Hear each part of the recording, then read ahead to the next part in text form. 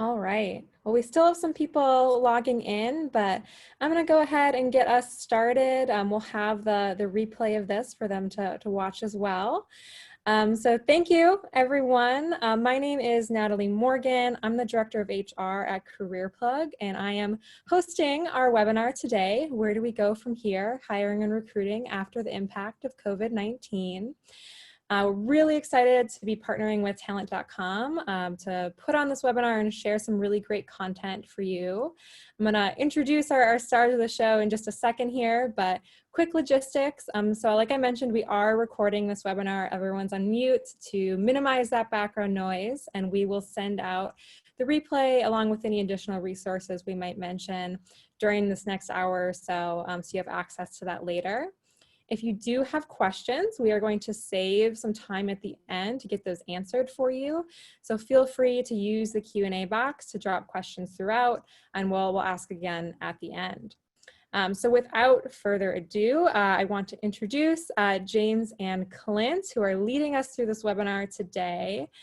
Starting with James Winfrey from Talent.com. He's the Head of Partnerships and Integrations. James, thanks for being here. Could you tell us a little more about yourself? Hey, excited to be here. Well, I come with almost 18 years of industry experience. So at the end of the day, I'll pretend like I know what I'm talking about, but I look forward to the conversation with my fellow Austinite, Clint. And thank you everybody for attending. Look forward to the conversation. Excellent. And then of course, Clint Smith, he's our founder and president at CareerPlug. Hi, Clint. Hey, Natalie, everyone, thanks for joining. I started CareerPlug in my apartment about 13 years ago. Since then, we've grown to about 50 of our own employees and about 12,000 clients. And I'm grateful for all of you, and thank you for joining. I'm here in my home office, and when I'm not leading the company and on webinars, I'm changing diapers for our 11-month-old daughter. Having fun with that right now, too. Excellent, thanks. So we are going to do this webinar kind of in two parts today, working through really the first part, evaluating your current team. I have this index here, what Clint's going to talk about. We'll go through kind of the right seats, do an exercise we call the talent GPA for evaluating your current team, really to figure out who you're missing, creating an ideal candidate profile so you know who you need to hire for your team, and then going into creating some really compelling job descriptions. Then we'll hand it over to Talent.com, and James will demystify the job boards for us. So we're really excited to get some tidbits out of that ourselves. So Clint, I'm gonna hand it over to you to talk about evaluating your seats. All right, thanks. Listen, COVID-19 has been crazy this year. It's been tough for everyone, but there is a silver lining with this whole thing. I don't know about you, but I'm going to speak from the perspective of being the leader of my company. It's really given me a chance to hit pause and just take stock in everything that was going on. And it's also just accelerated a lot of things that we kind of saw were happening.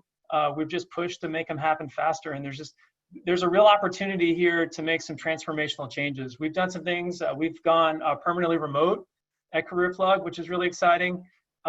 We've made some organizational changes, and we're also starting to work on a new product. You'll hear more about that sometime soon in the future too. So I'm really excited. I think that that it's just I'm an optimist, but I always try to look for opportunities in any challenge. And there's just been a lot of positive stuff that's come out. And I think about some of our clients and even some of my friends who have businesses.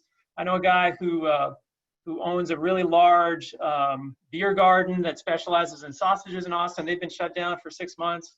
He's been dreaming about getting his product out into grocery stores. And he's finally gone ahead and done it because he had the time. So there are those opportunities there. And then I have noticed that people are more open to change now than they've ever been. So change is happening anyway. So our whole attitude with this has just been like, look, let's just go for it all. And people have been very receptive. So I just wanted to kind of set the mindset for this, because some of the stuff I'm going to be talking about is pretty high level, and just put that mindset hat on, be ready to think about making some big changes. All right, so most of you are in HR, you've probably seen this before, but I love this quote from Jim Collins, Good to Great. If we get the right people on the bus, the right people in the right seats, and the wrong people off the bus, then we'll figure out how to take it someplace great. So I'm going to use that, and I'm going to break that into some smaller pieces for you and kind of talk about how we use that at our company too, and how I think that could be really beneficial to you. So before we get into people or any of the specifics of that, like, oh, is this person good? Should I keep them? I want you to think about your org chart.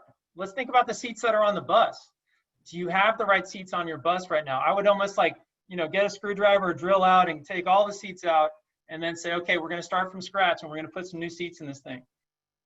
Start with a blank whiteboard and create what an org chart should look like at your company, not just for now, but for the future, based on the business that you have right now. We just did this at CareerPlug, and it was transformational.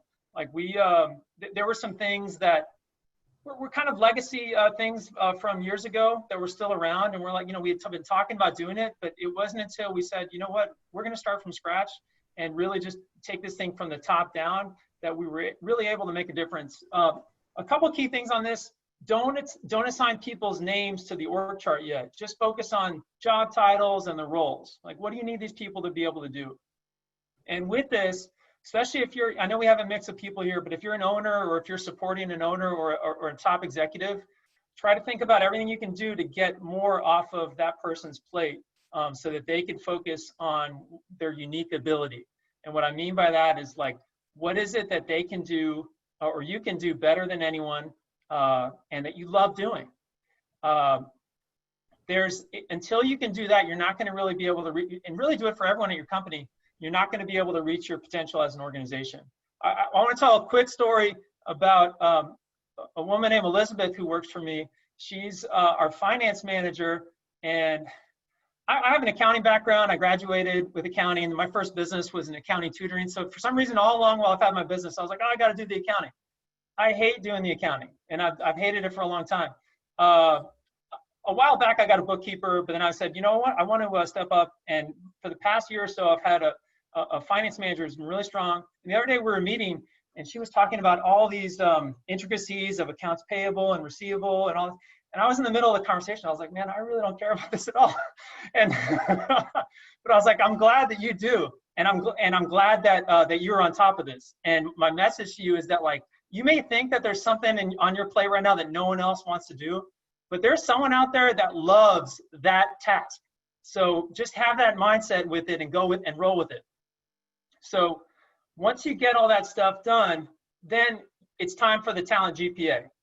You got to take stock of who's actually on your team. This was something I came up with, and it's my best way to think about how do you measure someone's talent at your company. So if you really think about the key question, it's how are you going to feel if you found out that this employee was leaving your company? And I have a little system here for an A, 4 points: sudden feeling of being punched in your gut. You rush to the door and try to block it and do whatever you can to keep this person. So I have a few people like that. If they told me right now, I'd probably hop off the webinar and be like, yeah, I got to go. I got to make sure this person's not leaving the company. All right, so there's those. There's the B players. You're feeling disappointed. You're kind of concerned. You're like, what are we going to do? But then after that initial thing, you're like, all right, we'll be good. And actually, we might be able to even find someone better than that. That's a B player. The C player is the one where you're like, oh, man, thank you. I've been meaning to have that conversation, and I just haven't done it yet. So, wow, you just did me a huge favor. So those are the A's, the B's, and the C's. There's one more.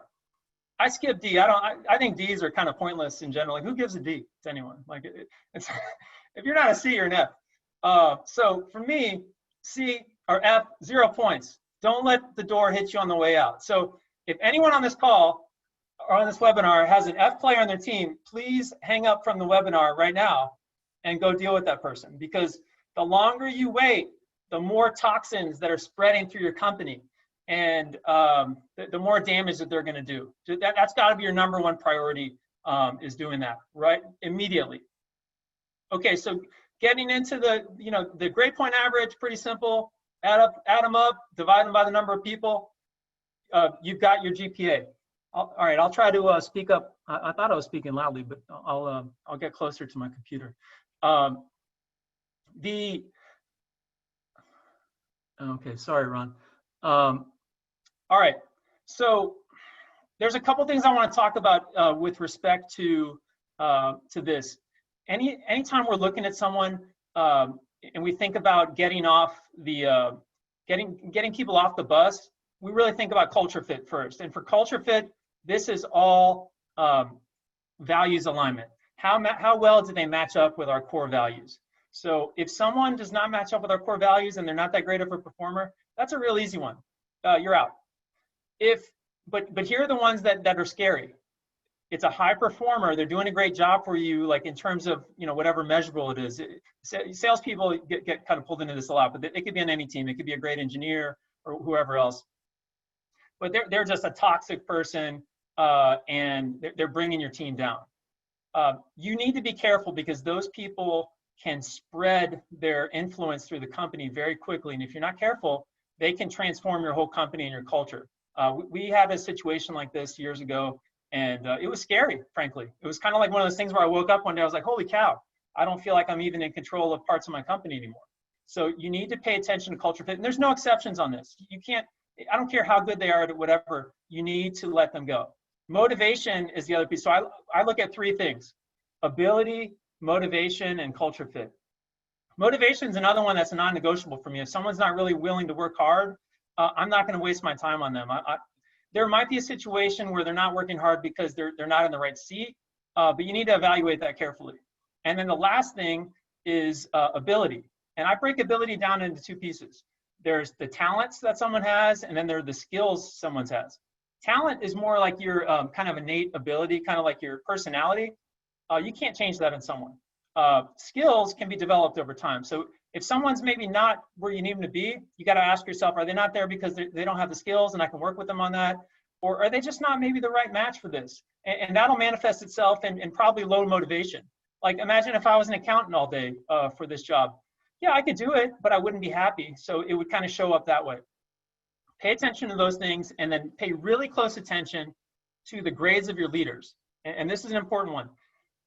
I've found that the GPA of a team, like let's say a department, will not exceed the individual grade of a leader. So if you have a B player leading one of your teams, there's no way that team's going to become an A player team.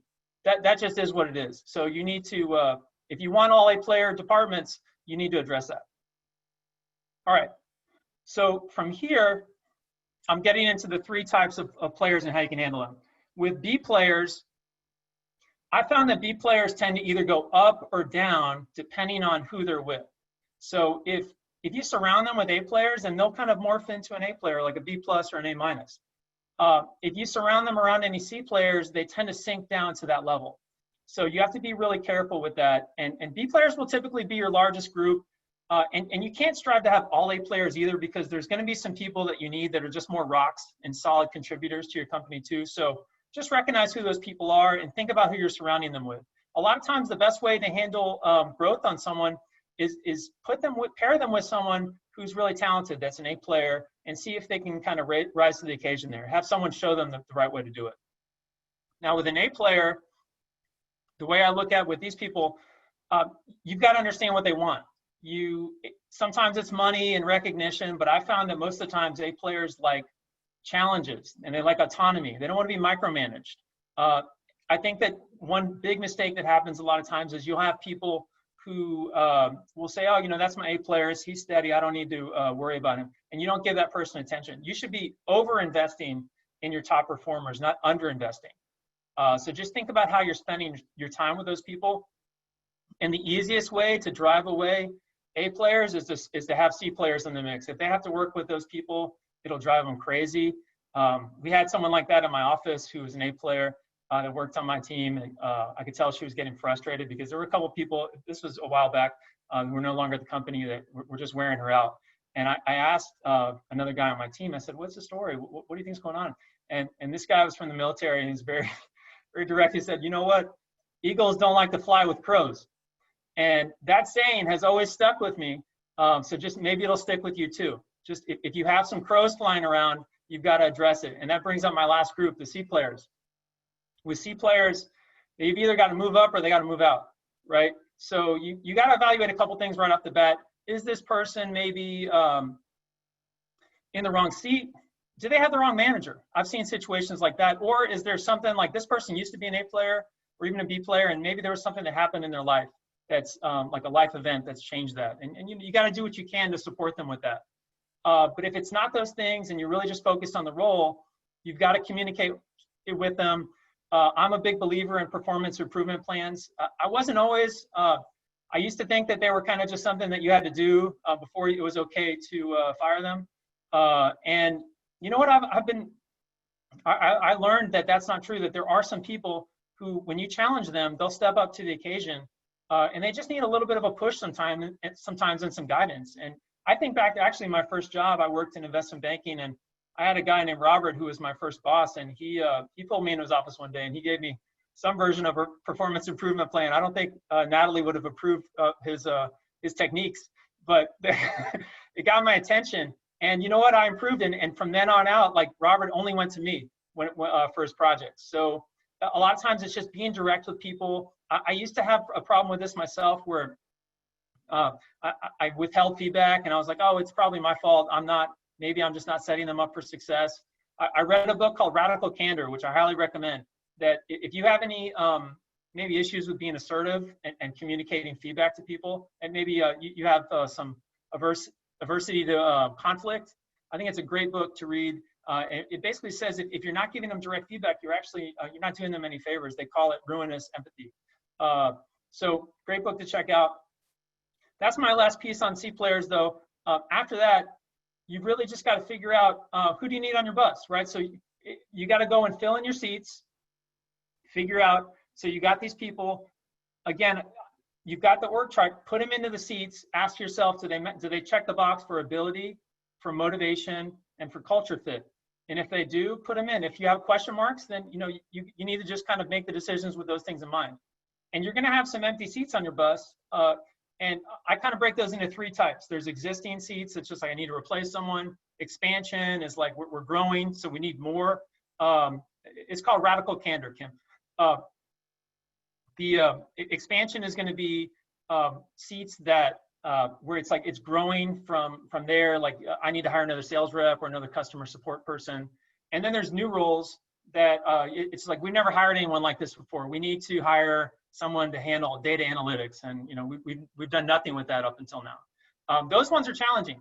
So I want to give you an organizational tool to help you figure this out a little bit more. It's called an ideal candidate profile.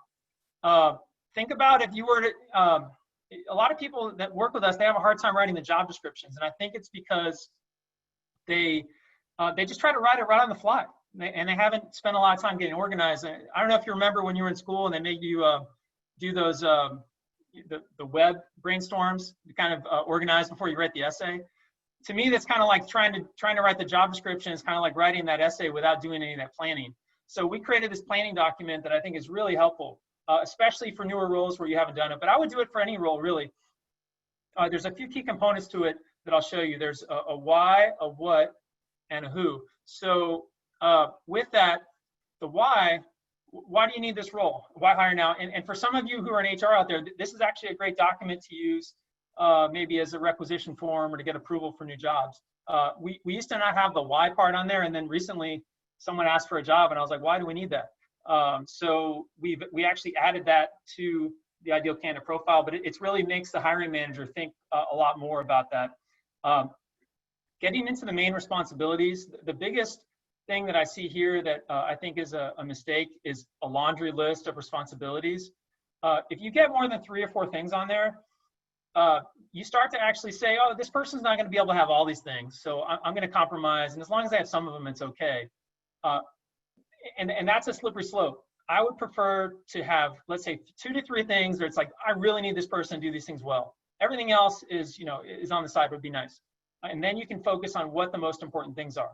From there, you think about the person. What kind of skills does this person need? What kind of talents does this person need? Where do you think this person will come from? And then it's not on this list, but how will you know? What are you going to do to evaluate for these things? Are you going to interview them? Are you going to give them assessment? Have all that documented out along with your hiring process so you can like check the boxes along the way. And from here, this will lead into your job description. Compelling job description. There's a lot more to this, and I don't want to bore you with things that you guys already know about job descriptions, but the things that I would say that are will really make you stand out. The number one thing is just be yourself. Don't try to be too formal if you're an easygoing company, or vice versa. I love it if I feel like it's almost coming in like the hiring manager's voice. And talk about your company. Spend a little time talking about your mission and your culture, what you're all about, and really who you're looking for. And then I love to give kind of a big picture. A players thrive on challenges. What is it that you guys are really trying to accomplish right now? What is it that you need this person to be able to come in and do? Offer them a challenge right from the start. You'll be surprised. High performers will respond to that and be like, man, I like that. I want to take that on. And then again, on the qualifications with this side, 3 to 5 things, not too much more, no laundry list. Make sure that, because you end up confusing people, because they may say, a lot of high performers are pretty conscientious. And if they don't meet every single one of your 15 bullets, they may not apply. So just focus on the things that really matter, and maybe even explain why they matter. I'm a very open person, so I try to communicate that kind of stuff as much as possible. And then the last thing I would say is be real open about what you need, but then also be real open about what you're going to give too. I love including compensation on all the job titles, all the job descriptions, and then getting into more details about the other things, some of the intangibles. Don't discount those. Don't just think people are looking for, hey, does this the right number for compensation, and does this check the box on the benefits? Talk about some of the other things that you have to offer. Growth and learning is going to be one of the biggest things. And again, it may not be important to a C player, but that's what the A player is going to be looking for, and that's who you should be writing this job description for. So from there, you'll have it, and you're going to be ready to take it to market. And that's why we brought James and Talent.com here to talk about some of the things that will help, I think, just help give you a better understanding of, hey, what happens when you get these jobs out to these job boards? What do they actually do? And then what can you do to optimize your results? So I'll let James take it from there. Thank you, Clint. I actually noticed that Kathy had to jump off. She must have had an F player to attend to. So thank you, Clint. Some very insightful information. So hey, everybody, thanks for jumping on. Certainly in light of all the disappointing news out there, we hope to provide you with some invaluable insight in your job advertisements and how to be better and challenge your partners and resources, both internally and externally.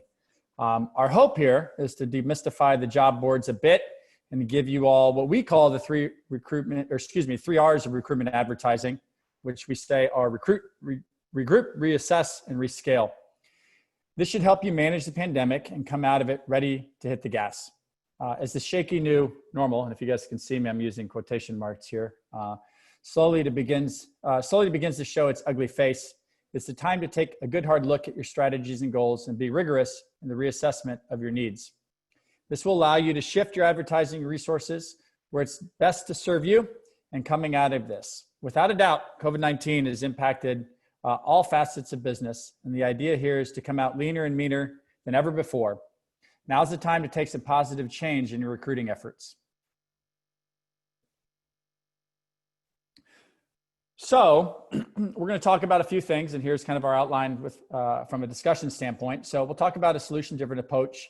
You want to be very specific and deliberate with your efforts here. We'll treat job postings as online ads. This is nothing new, but we'll hope to give you some insight here. So putting your best foot forward, we'll chat a little bit about recruitment advertising being your first impression from a candidate standpoint.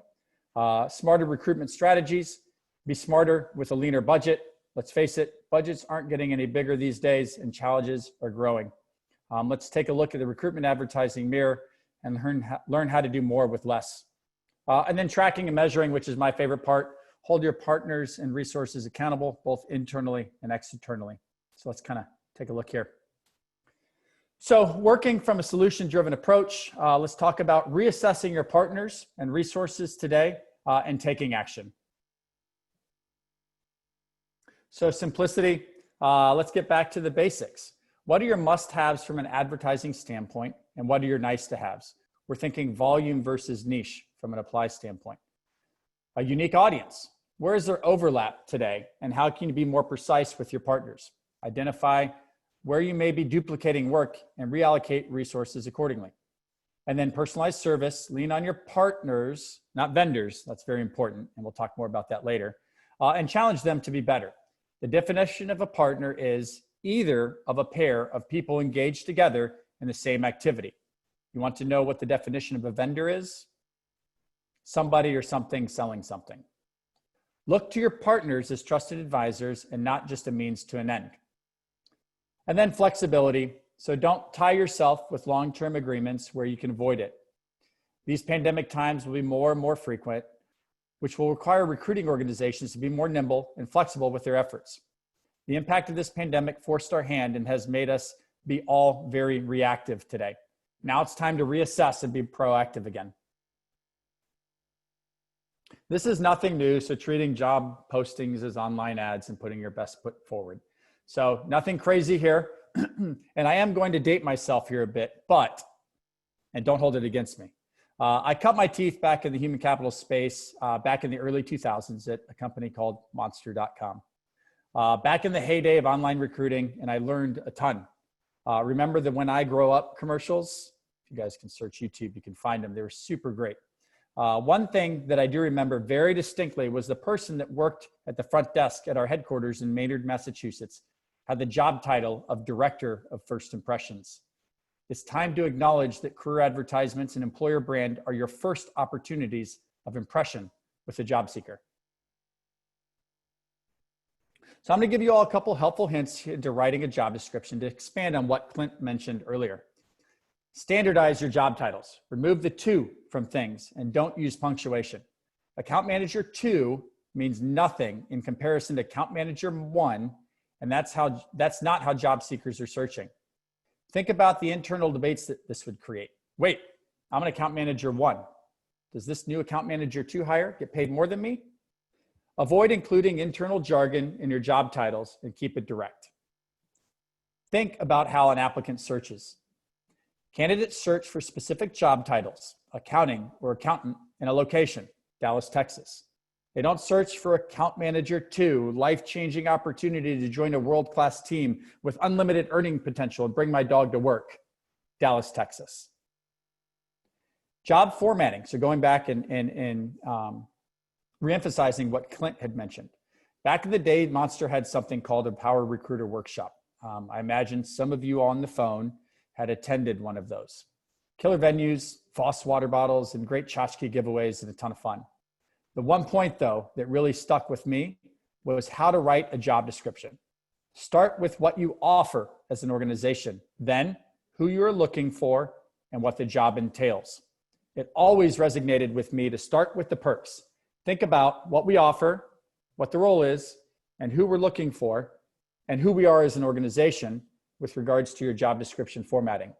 Make it about the candidate first, and remember that job listings are your candidate's first impression of your organization. So here's a couple of examples of what not to do and what to do.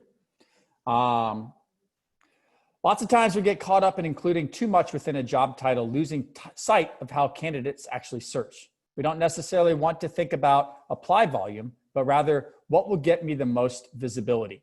Keep it simple and direct here, and even ask your partners about A/B testing. We do that today. This is a great way to test the waters on candidate responses. They're keywords that get high search volume, but aren't necessarily job titles, for example. No experience, all jobs near me, hiring immediately, and etc. Similar to work from home keywords, there's so much demand for these searches. If you were to add it to your job title, you'd be able to add exposure to a new audience with having to spend any advertising dollars. So here's a few examples, and this is based on our data internally, of a general job search and job title search, which give your opportunities more visibility. We want to get our roles in front of not only a lot of people, but the right people as well. Think about job visibility again versus apply volume when writing your job titles. There is a huge demand for work at home job seekers. This is a massive search volume from job seekers in this space. There's also been a substantial rise in keyword search in recent years. Historically, people searched for warehouse, cashier, sales associate. Increasingly, people are searching on company name, Amazon, Chick-fil-A, Walmart. The key here is to think about how the masses would conduct their search and tailor your job search or job titles to those descriptions. So you can see here, warehouse team member, 27 times the visibility than warehouse team member, immediate opening, earn $15 or more. Just think about how your job seekers are conducting their search.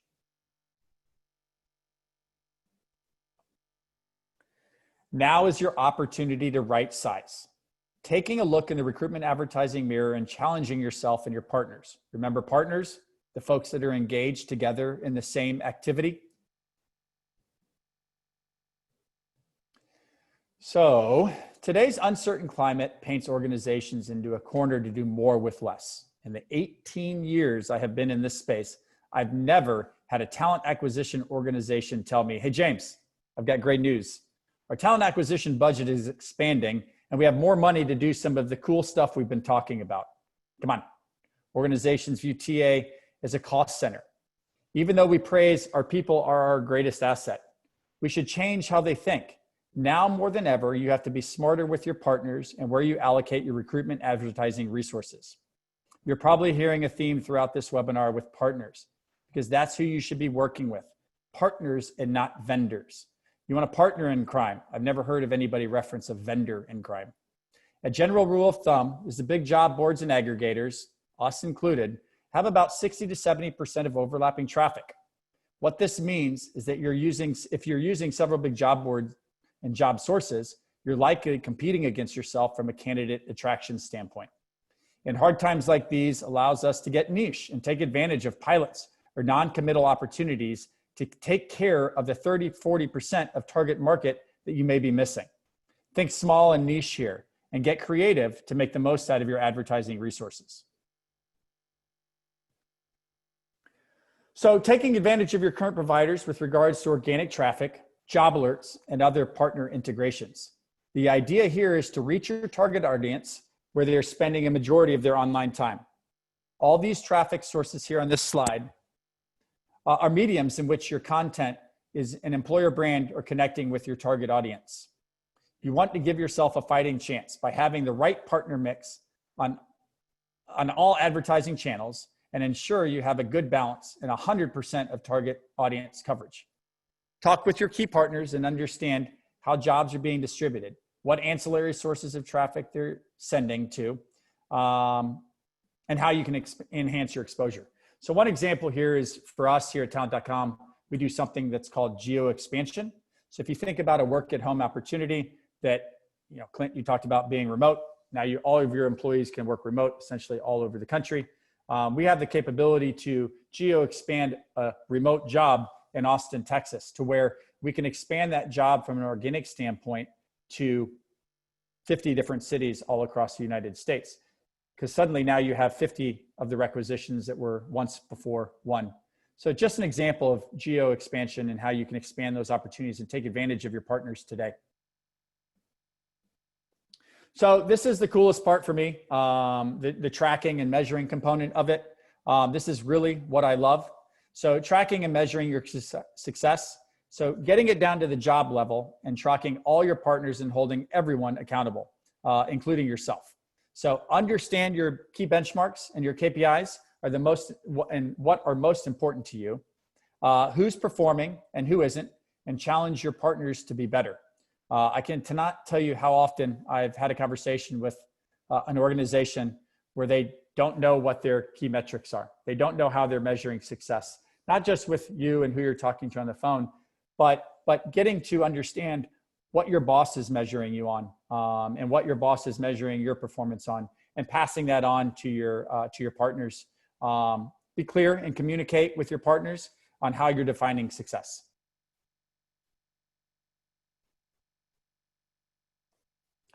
So holding your partners accountable. So vendors just show up when it's time to renew and when they need something. So partners are there hand in hand with you throughout the life cycle of your work together.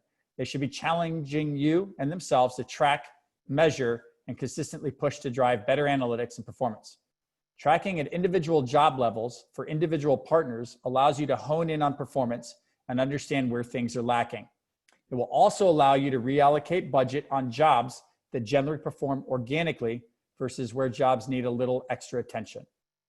The general rule of thumb is that 20% of your open requisitions drive 80% of your organic traffic, which allows you to focus on where the needs are and just put the overperforming jobs on autopilot. Despite your career site being mobilely enabled, have you been through your apply process lately? Hey, show hands, anybody? No? I can't see hands. Anyways, just because your site is mobilely enabled doesn't mean the candidate experience is mobilely enabled. So about 75 to 80% of all job seeker traffic today coming from a job aggregator or a job board is through a mobile device. And I would suspect that nobody, maybe one or two people on this call, have their resume on their mobile phone. So keep in mind of that candidate experience and have a nurturing email campaign to engage those candidates that may have dropped off at some point through the apply process. So the key is here to re-engage those individuals that aren't converting on your apply process.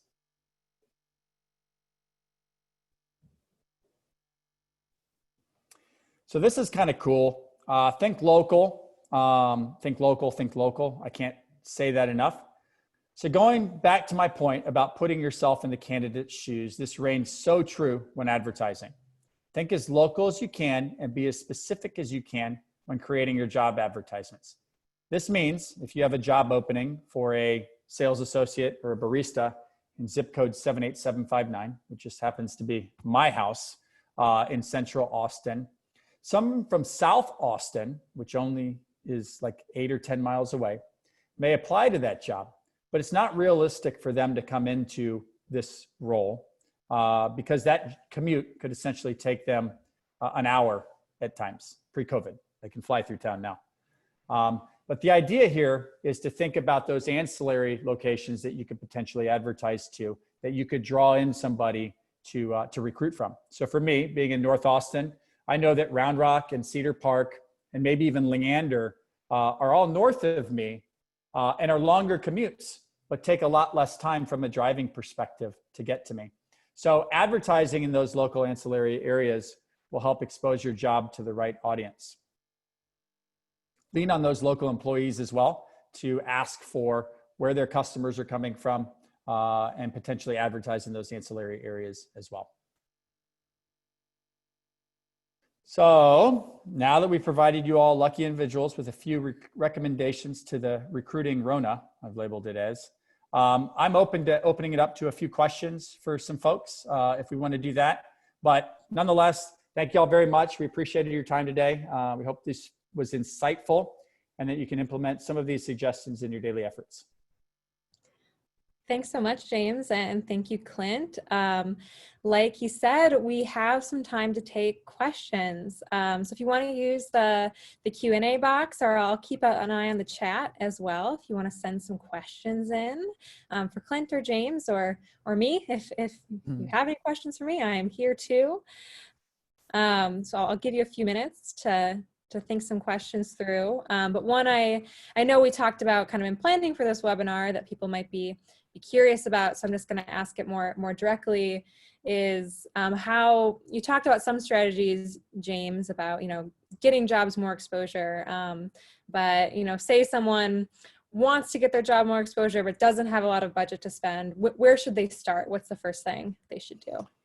I think they should lean on the organic side of things. So understanding who their partners are today and what that job distribution looks like today. So take, for example, like what we do, we have all of those channels, and I forget what slide it was on, but we have all of those channels that ultimately drives the candidate responses to their jobs, whether it be SMS, email alerts, so on and so forth. So the biggest thing is to understand where your jobs are being distributed today by your partners today.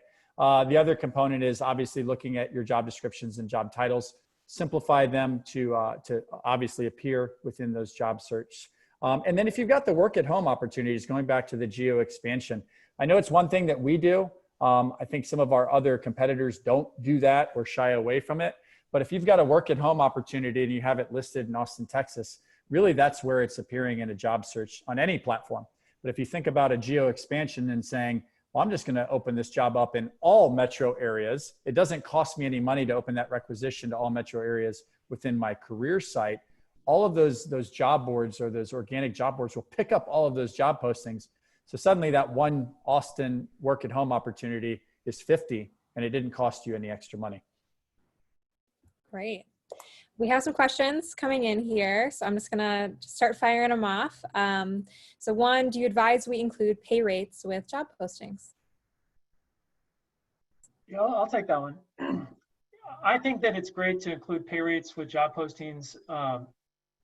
One of the other sites that we work with has said that it will include some of those rates like on the job listings page, and the jobs that have the pay rates listed versus the ones that don't get clicked, I think something like 15 to 20% more often. So I agree. Part of it is showing up in the actual search results, which is a function more of like the search, the job title more than anything else, and then the keywords that you have in your job description. But after that, you got to get someone to actually click on your job.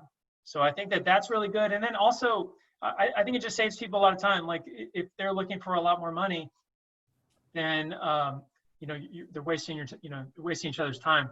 So I would, we have the ability, if you're dealing with more of like a salesperson, my typical approach on someone like that is to focus on target earnings instead of your just kind of base pay.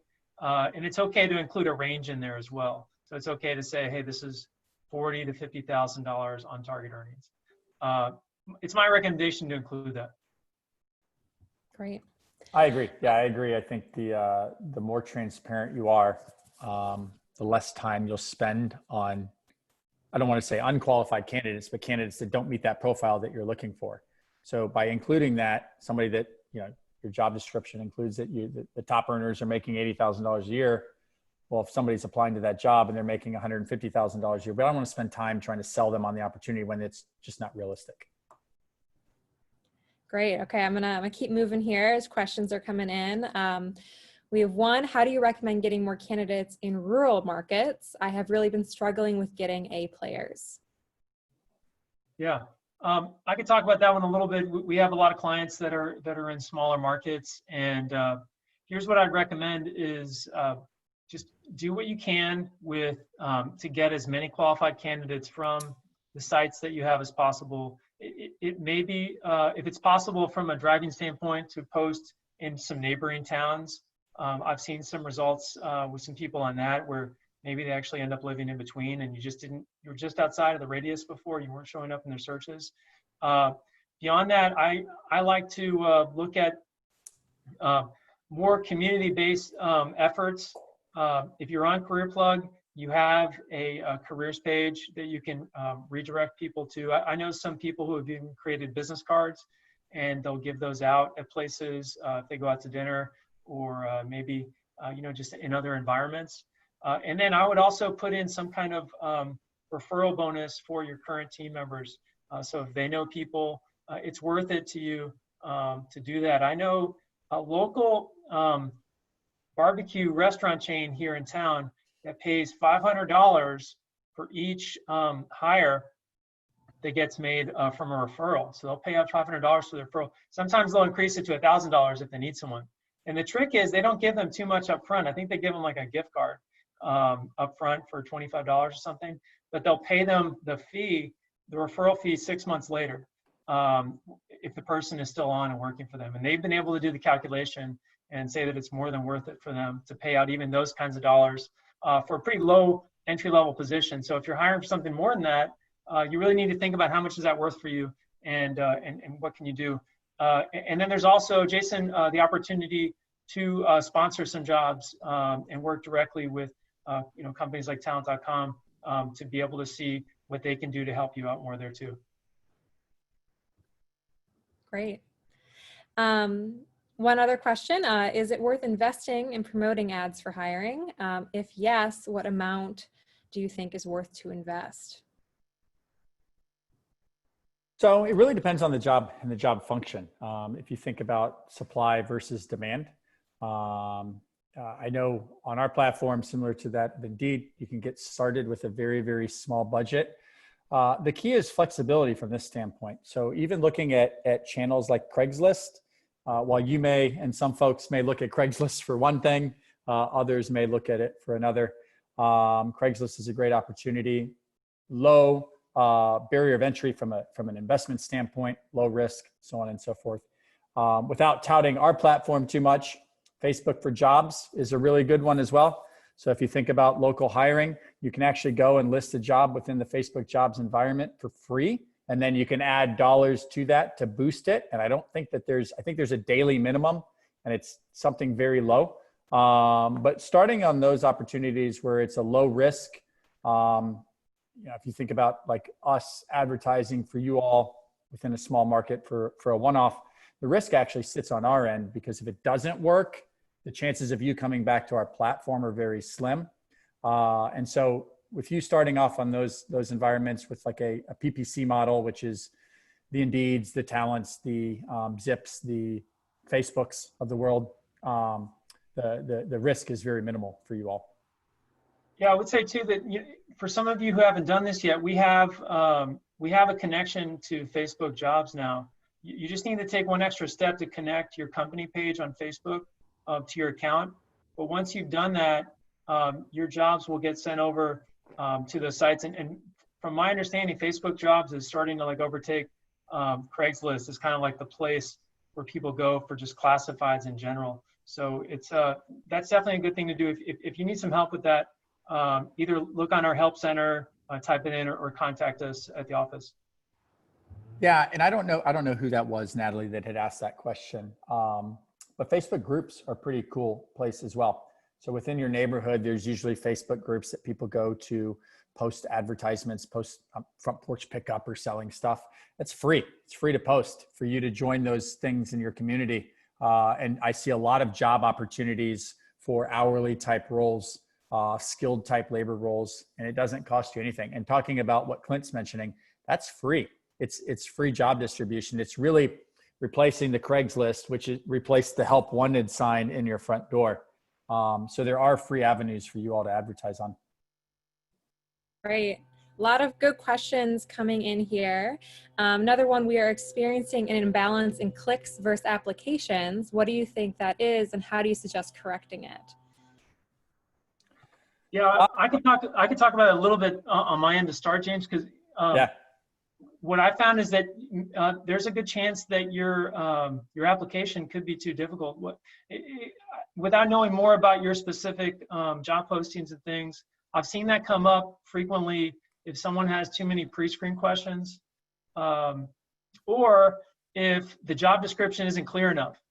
So or it's misleading, right? Like if you have something on there and people click on it, but then they don't apply, that means there's a lot of people who are making it to it that that just ultimately aren't interested, or they're not interested enough to fill out a long application. There is a question on there that I'll try to knock out at the same time with this. We don't have like per account mobile stats like available on the site for you to see like who's coming on a mobile device, but I have seen stats where we're able to track it, where we're seeing 60–70% of people applying from their phones. So if you've got a really long application that takes even 10–20 minutes, a lot of the other ones you can apply within a few clicks now. People are just not going to take the time. And you can call that lazy. In some ways, maybe it is. But ultimately, it's just you haven't done enough to get them to really invest the time to do it for you. And maybe that means you haven't stood out enough from the other competition that's out there. I echo all of that. A lot of these organizations have easy apply. Going back to Facebook Jobs, it's a cool platform. They actually, if you post a single job posting within Facebook Jobs, and Clint, I don't know how this is managed through your system. It may be managed a little bit differently, but from an apply standpoint, Facebook owns that apply. It's where they goes into an inbox within that, or a message box within Facebook, and that may have changed. But that's a quick way to capture. I mean, most folks on this call probably aren't hiring rocket scientists out there. I'm all about capturing that candidate information quickly, getting it to my recruiter or getting it to somebody that can go put on a recruiting hat and call them and sell them on the opportunity. So getting a lead, what I would call like an apply lead, name, email address, phone number, and basically a hand raise, somebody that says I'm interested in this role, is key. So clicking on, we have what's called an easy apply. It's a name, email address, phone number capture. We can even include a couple screening questions on the front end. We email that information over to you. You put on your recruiting hat and then nurture them through the apply process, whatever it might be.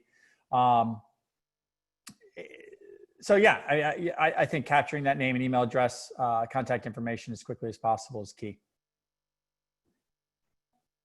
Great. Okay, I'm gonna keep rolling through. I think we have time for a couple more here.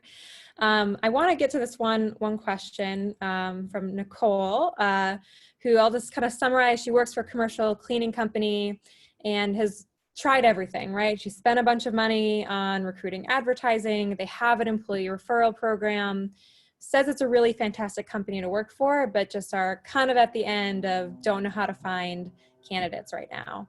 What should she do differently? Where can she start? Nicole, I have an idea for you that's a little different. I just reached out because I grabbed this book. It's called The Dream Manager. It's Matthew Kelly. I love this book. It's so simple, but it's actually one of those parable stories, you know, they kind of like, it's a make-believe company, but it's a commercial cleaning company. Mm-hmm. And they talk about how they transform their culture by helping people like really not think about working for commercial cleaning, but really helping them really set and reach their dreams, achieve their dreams. And so another way to say that is the number one thing, just make sure before you spin your wheels so much on the hiring is see what you're doing on the retention side of things, right? Like the best strategy for hiring is retention, right? If you can keep people. Now, I don't know what your retention is. It could be great and you just start growing like crazy and you need more people. But so this is one thing. Now, the other part that I want to address is this idea of coming back to work with COVID. I was on a webinar in the home care industry a month or so ago, and someone asked me about that. Here's my deal. Like, we have the luxury of people don't have to be exposed and, you know, don't have to work on the front lines, but that's not the reality for most of our clients. If I was in your shoes on that part, I would just try to be as transparent as possible with, hey, this is what's going on, and we value your health and safety first and foremost, and really you have to mean it, you know. But then talk to them about what you're doing to make things safe, and then even offer maybe to let them talk to some other people within the organization, so that, you know, it's not just lip service. And then really just leave it up to them. Let them know what they could do. There's some other incentives and things that you could do. But ultimately, with situations like this, I would kind of really just say, if I can get my current team to just love what they're doing so much, they won't leave, and eventually their friends are going to be begging to come work here too. I know that's easier said than done, and that's not a quick fix. The quicker fixes, I think, are ultimately going to be making sure that you have a good hiring process, and that you're paying attention to your budget, and that you're getting as many qualified candidates through as possible, and making the hires. But I wanted to offer up the other thing. So it's called The Dream Manager by Matthew Kelly. It's a real quick read, and I love it. And what I'm actually working on at CareerPlug, I haven't really announced this, but you know, I'm not like a closed-lip person really. So we're working on some software to help with retention.